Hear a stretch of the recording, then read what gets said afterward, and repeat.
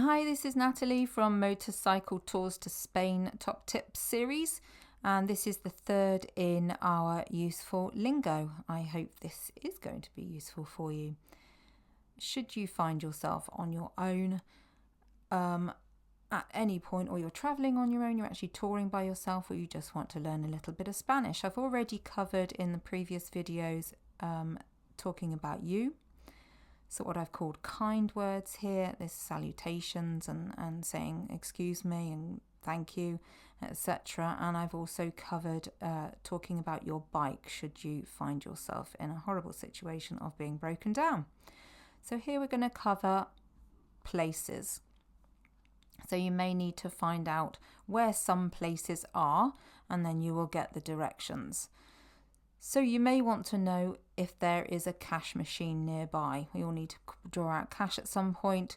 And to say, is there a, you would say hay un or hay una, depending on what you are talking about. But it doesn't really matter too much. Don't worry about it. They'll understand you whichever you use.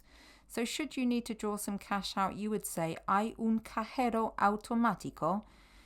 You need to say the automático bit because a cajero is actually somebody who sits behind a till in a supermarket or in a bank.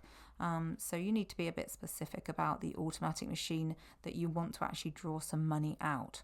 So you'd say, hay un cajero automático. I've put a little sounds like here because it's not cajero, it's cajero, cajero. The J is like an H sound. If you would need somewhere to put your bike, you could say hay un parking. Parking is a really easy one to know. It's an English word. Guess what? They've stolen some of our words. That's fine. We've stolen a heck of a lot of theirs. So campsite as well. You know it. It's camping. So you've got hay parking or hay camping, and then they'll give you your directions or they'll point. So then you need your tent, which is tienda de camping. You do need this de camping unless you're actually on the campsite, because a tienda actually means shop. So you need to specify which kind of tienda you mean. So it's a tienda de camping is your tent.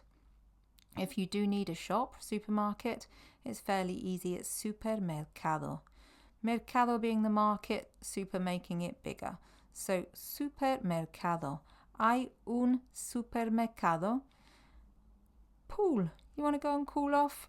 Yeah, most of our campsites that we use on our tours have a pool. So, say you want to find out where that is, you would ask somebody, hay piscina? And they will just point the way. So, directions, you may want to understand what somebody is saying to you. It's always useful. So you could say, where is? So up here we've said, is there a? Where here, directions, we could actually say, where is? ¿Dónde está? So you could say, ¿Dónde está la piscina? Where is the pool? You can use, ¿hay una piscina? Is there a pool? Or ¿Dónde está la piscina? Where is the pool?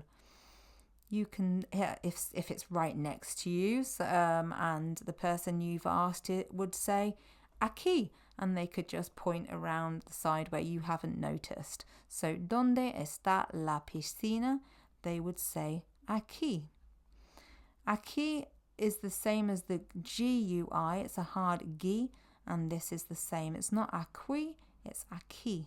Here, aquí. If it's over there, they're pointing way over there, it's allí.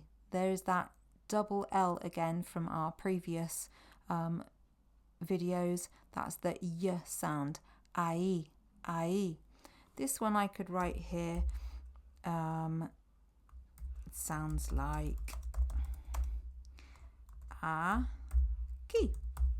And then that would just prompt you to remember what that is. Sounds like aquí, sounds like allí.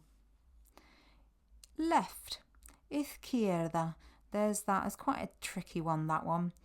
There's that key there, the same as the key there. That's the Z I've talked about in previous videos. That sounds like a th, not a izquierda. It's izquierda. you pronounce all of these little letters. So izquierda. I could break that down for you. So it's izquierda.